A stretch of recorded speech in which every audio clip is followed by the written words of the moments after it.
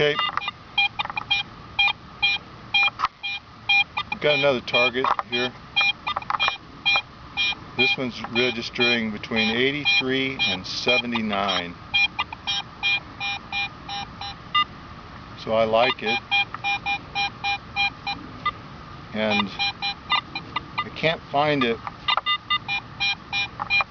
with my Pro pointer yet.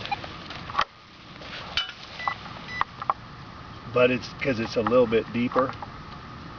So I'm going to go after it because I like the numbers. And we'll see what we got here.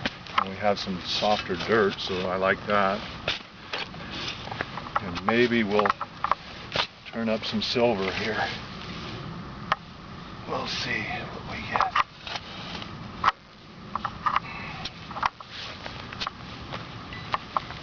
Let's see if we can locate something. We got something in the hole. Nothing in the plug, but we got a solid hit right there in the hole. So we're gonna take our little shovel and see what we get here.